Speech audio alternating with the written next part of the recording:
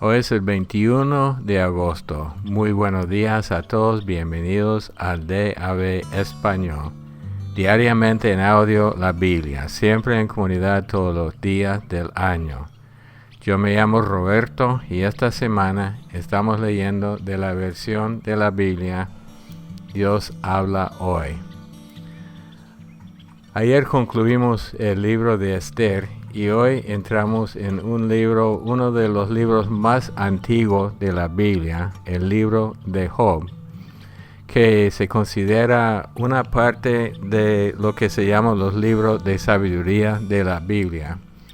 Todo tiene que ver con un hombre, Job, un hombre justo, un hombre rico, y el libro comienza con una plática entre Dios y Satanás, donde Dios permite a Satanás aprobar la fe de Job, quitándole su salud, sus posesiones, su familia, y después de un terrible sufrimiento, Job no quiso maldecir a Dios. Entonces el resto del libro tiene que ver con unas discusiones entre sus amigos y Job, hablando de por qué Job estaba sufriendo, y al final Dios se revela. Muchos creen que el propósito principal del libro de Job es el sufrimiento humano, y claro, tiene que ver con el sufrimiento humano. Sin embargo, el propósito principal es mostrar la gloria de Dios y de que Dios es soberano sobre todo. Y aunque no entendemos, Dios siempre es soberano.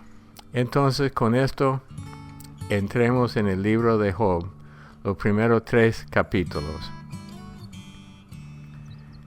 En la región de Uz había un hombre llamado Job, que vivía una vida recta y sin tacha, y que era un fiel servidor de Dios, cuidadoso de no hacer mal a nadie. Job tenía 7 hijos y 3 hijas, y era dueño de 7,000 ovejas, 3,000 camellos, 500 yuntas de bueyes y 500 asnas. Tenía también un gran número de esclavos. Era el hombre más rico de todo el oriente. Los hijos de Job acostumbraban celebrar banquete en casa de cada uno de ellos por turno, y siempre invitaban a sus 3 hermanas. Terminados los días del banquete, Job llamaba a sus hijos y, levantándose de mañana, ofrecía holocaustos por cada uno de ellos para purificarlo de su pecado. Esto lo hacía Job siempre pensando que sus hijos podían haber pecado maldiciendo a Dios en su interior. Un día en que debían presentarse ante el Señor sus servidores celestiales, se presentó también el ángel acusador entre ellos. El Señor le preguntó, ¿de dónde vienes? Y el acusador contestó, he andado recorriendo la tierra de un lado a otro. Entonces le dijo el Señor, ¿te has fijado en mi siervo Job? No hay nadie en la tierra como él, que me sirva tan fielmente y viva una vida tan recta y sin tacha, cuidando de no hacer mal a nadie. Pero el acusador respondió, pues no de balde te sirve con tanta fidelidad. Tú no dejas que nadie lo toque, ni a él, ni a su familia, ni a nada de lo que tiene. Tú bendices todo lo que hace, y él es el hombre más rico en ganado de todo el país. Pero quítale todo lo que tiene y verás cómo te maldice en tu propia cara. El Señor respondió al acusador, está bien, haz lo que quieras con todas las cosas de Job, con tal de que a él mismo no le hagas ningún daño. Entonces el acusador se retiró de la presencia del Señor.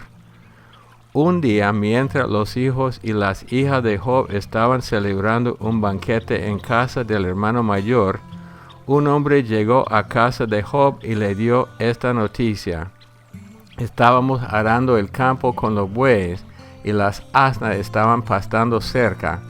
De repente llegaron los sabeos y se robaron el ganado y mataron a cuchillo a los hombres. Solo yo pude escapar para venir a avisarte. Aún no había terminado de hablar aquel hombre cuando llegó otro y dijo: cayó un rayo y mató a los pastores y las ovejas. Solo yo pude escapar para venir a avisarte. Aún no había terminado de hablar ese hombre cuando llegó un tercero y dijo: 3 grupos de caldeos nos atacaron y se robaron los camellos y mataron a cuchillo a los hombres. Solo yo pude escapar para venir a avisarte.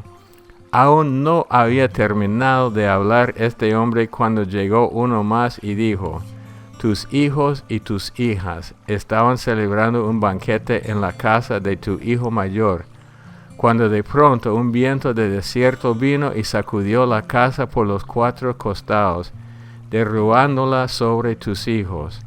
Todos ellos murieron. Solo yo pude escapar para venir a avisarte. Entonces Job se levantó y lleno de dolor se rasgó la ropa, se rapó la cabeza y se inclinó en actitud de adoración. Entonces dijo: desnudo vine a este mundo y desnudo saldré de él.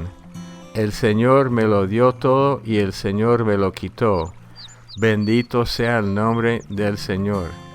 Así pues, a pesar de todo, Job no pecó ni dijo nada malo contra Dios.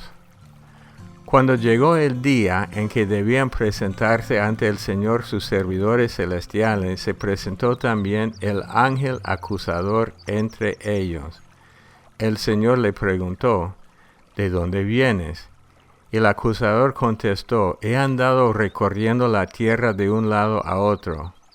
Entonces el Señor le dijo: ¿te has fijado en mi siervo Job? No hay nadie en la tierra como él, que me sirva tan fielmente y viva una vida tan recta y sin tacha, cuidando de no hacer mal a nadie. Y aunque tú me hiciste arruinarlo sin motivo alguno, él se mantiene firme en su conducta intachable. Pero el acusador contestó al Señor: mientras no lo tocan a uno en su propio pellejo, todo va bien. El hombre está dispuesto a sacrificarlo todo para salvar su vida, pero tócalo en su propia persona y verás cómo te maldice en tu propia cara. El Señor respondió al acusador: está bien, haz con él lo que quieras, con tal de que respete su vida. El acusador se alejó de la presencia del Señor y envió sobre Job una terrible enfermedad de la piel que lo cubrió de pies a cabeza.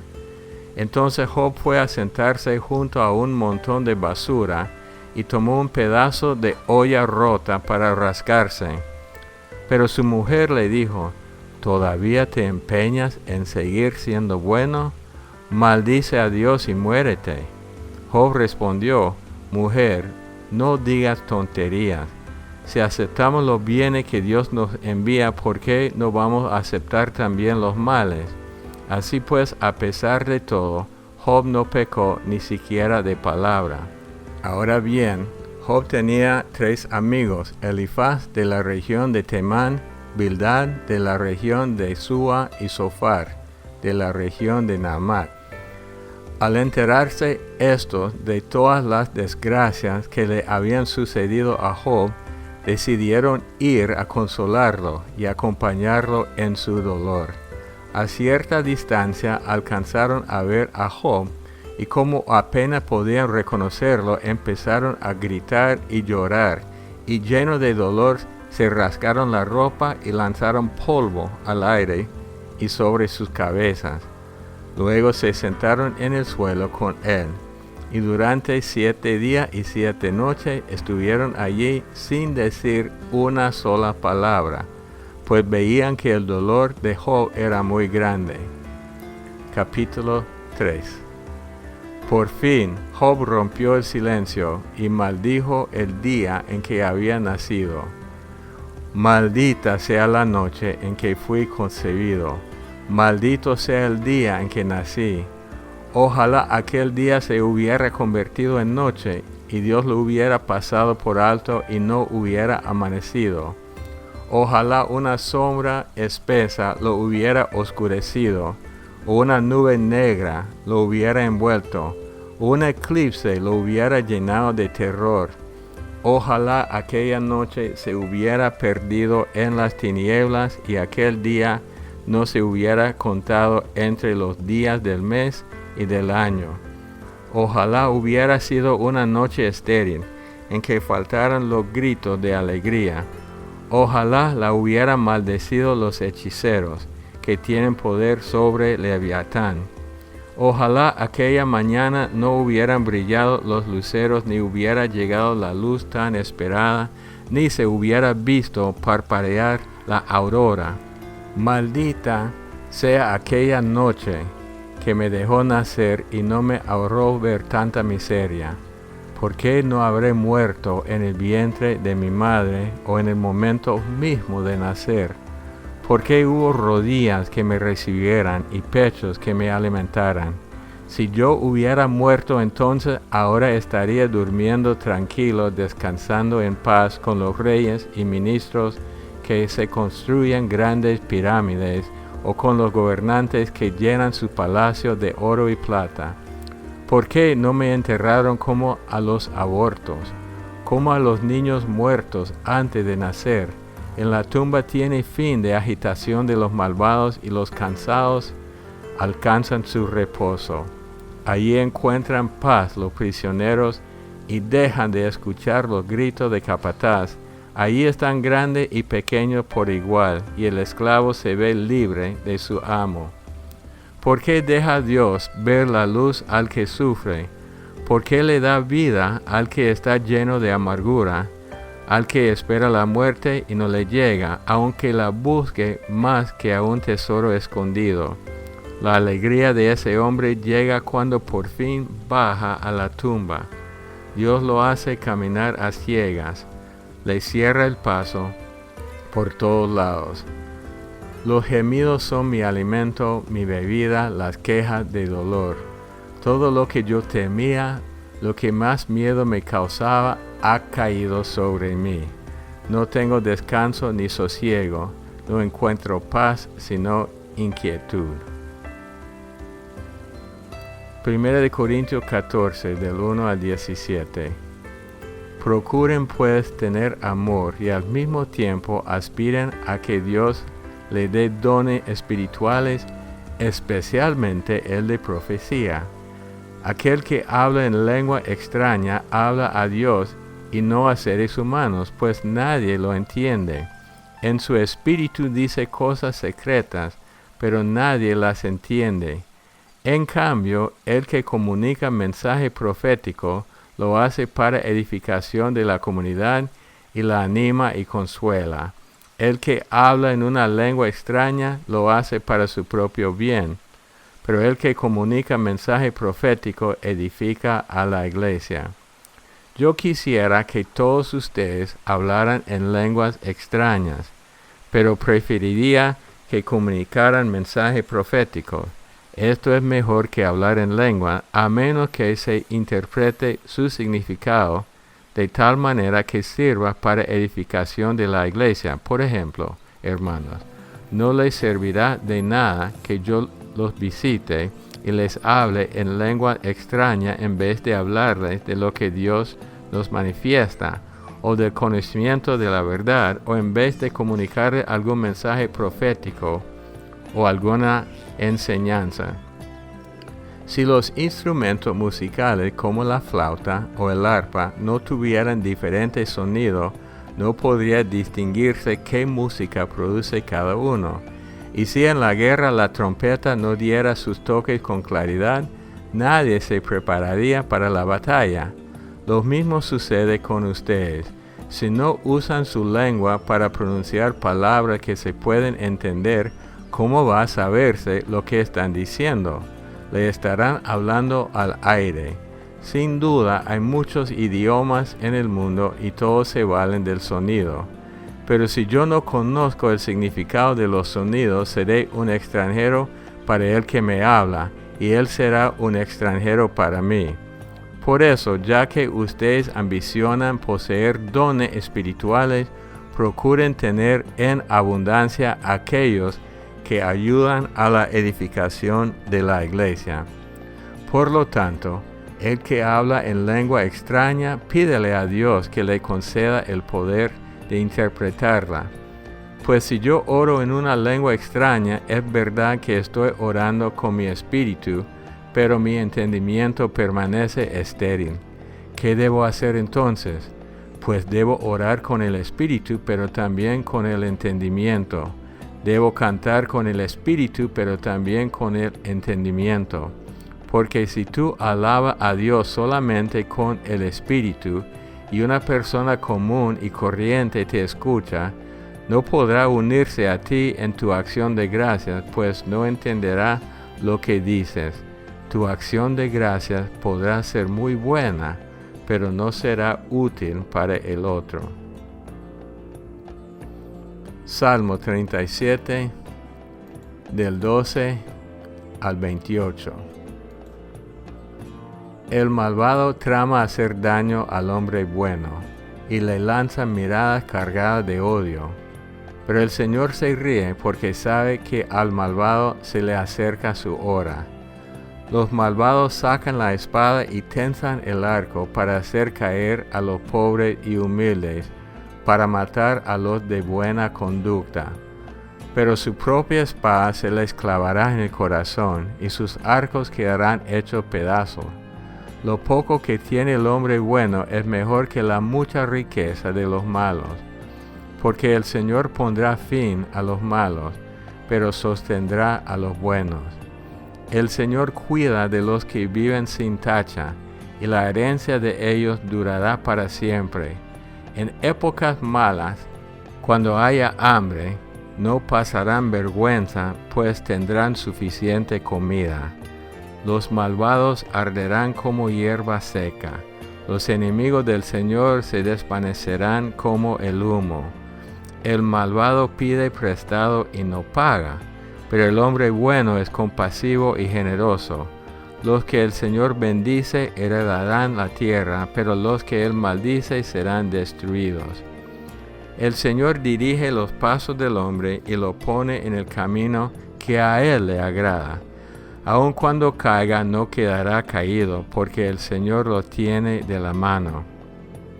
Yo fui joven y ya soy viejo, pero nunca vi desamparado al hombre bueno, ni jamás vi a sus hijos pedir limosna. A todas horas siente compasión y da prestado. Sus hijos son una bendición. Aléjate de la maldad y haz lo bueno, y tendrás siempre un lugar donde vivir. Pues el Señor ama la justicia y no abandona a quienes le son fieles, pero destruye a los malvados y los deja sin descendencia.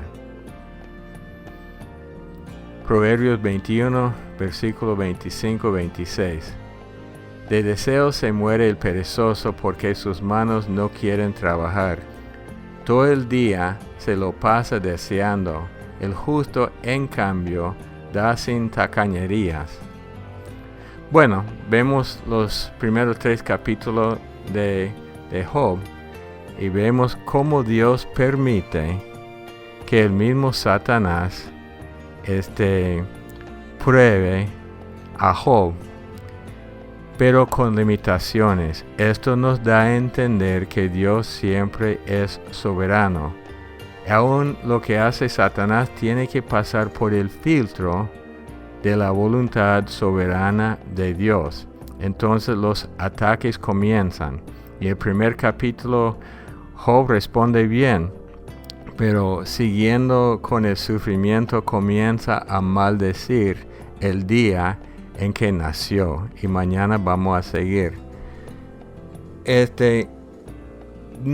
Yo no he pasado por cosas como Job, pero me recuerdo una vez que sufrí una prueba, pasándome a vivir en Nicaragua con mi familia y esperando una casa que era una mentira y no teníamos dónde vivir. El primer día llegué a la iglesia con manos arriba, alabando a Dios, sabiendo que Dios estaba sobre todo, pero con el tiempo, sin ver el problema resuelto, comienza uno a perder este ánimo que vamos a ver en el caso de Job.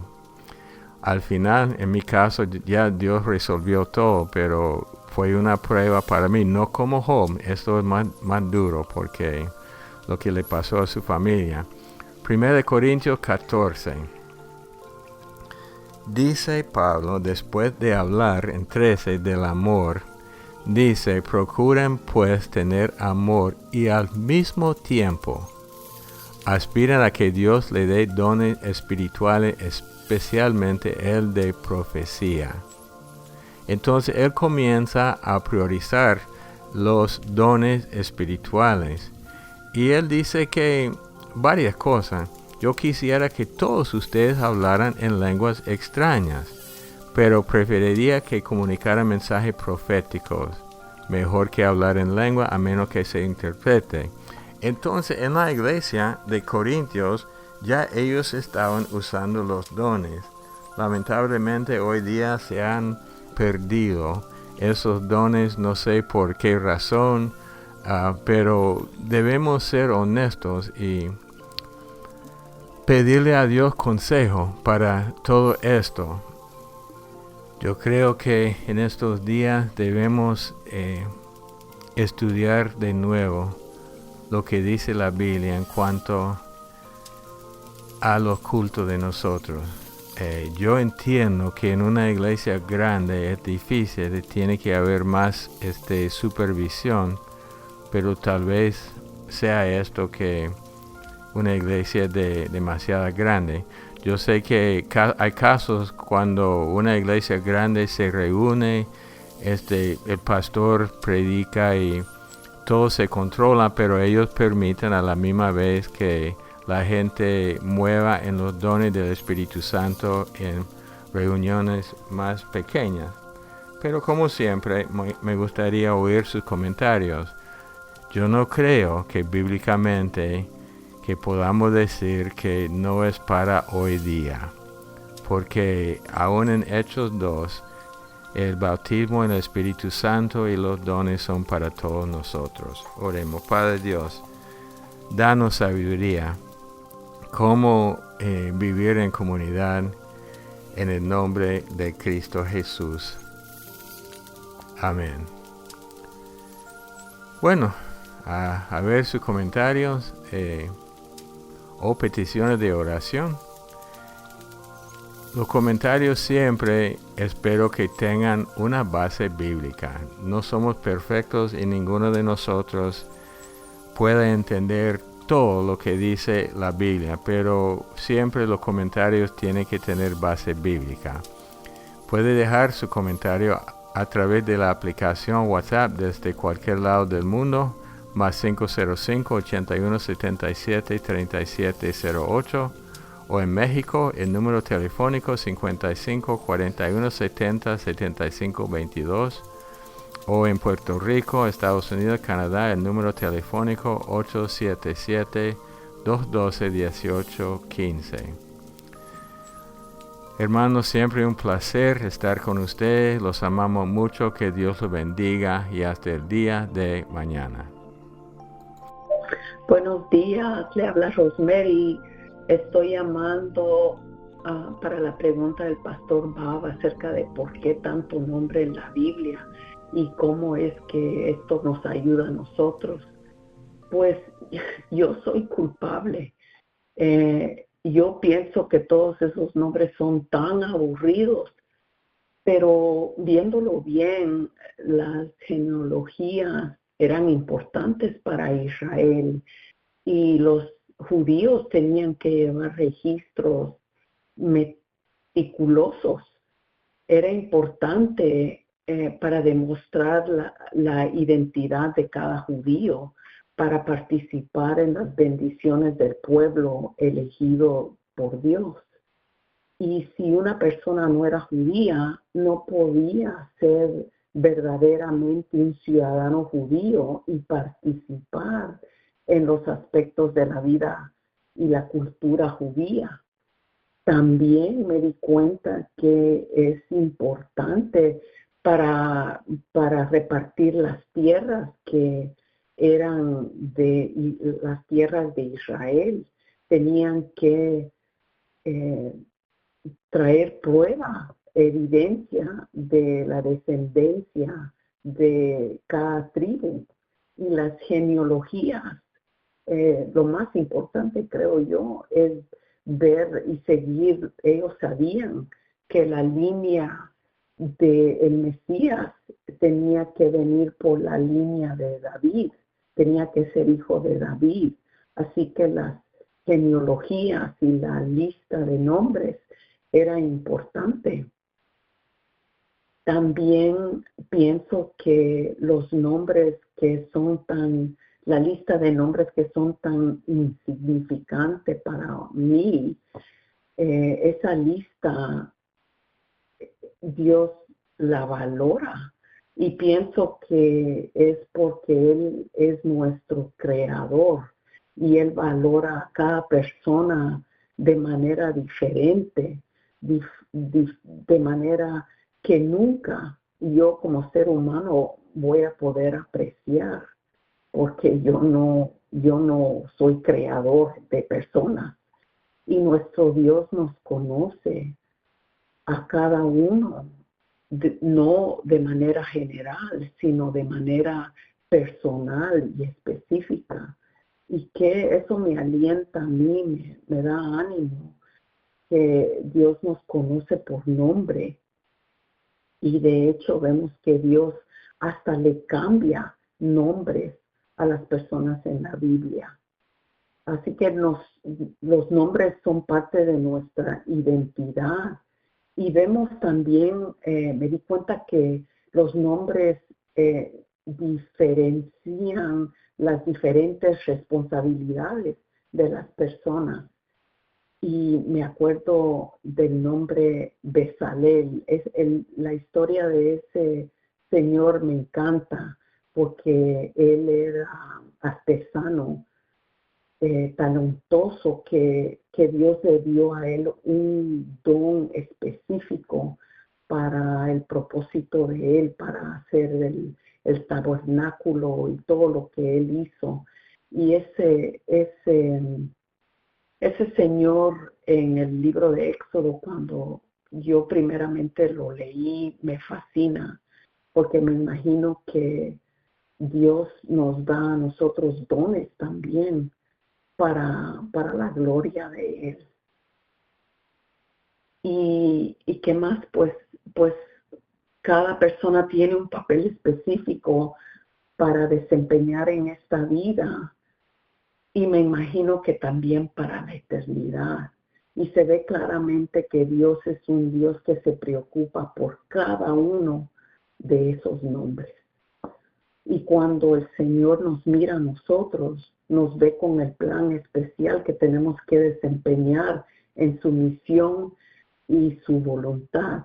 Y también me doy cuenta que no solo eso, pero Él se preocupa no solo por mí, sino también por los quienes me rodean. Y por eso quisiera orar por el Señor que llamó de Colombia, pidiendo oración por su mamá que tiene cáncer, que nuestro Señor tenga misericordia en esta familia y que sane a esta señora, que se haga la voluntad de nuestro Señor en esta situación. Sabemos que la muerte es parte de esta vida, pero la muerte siempre es algo que nuestro corazón no entiende. Y yo comparto, Señor, en Colombia, yo comparto su dolor. Yo perdí a mi mamá hace años, pero eso es algo tremendo. Cuando uno pierde a su madre, uno pienso que nunca se queda igual. Siempre la extraño, pero qué bendición que ella conoce al Señor, y qué bendición que esperamos vernos y reunirnos en la vida eterna. Qué día feliz va a ser ese día, ¿verdad? Y también estoy pidiendo que oren por mí. No sé si se dieron cuenta, estoy bien ronca. Como soy intérprete del tribunal, pues hablo mucho. Y les pido que por favor oren por mi voz, por mi salud, que nuestro Señor me sane y me devuelva mi voz. Esta semana entrante voy al otorrinolaringólogo a ver qué me dice. Pues gracias a todos, les deseo un bello día y un bonito fin de semana. Adiós.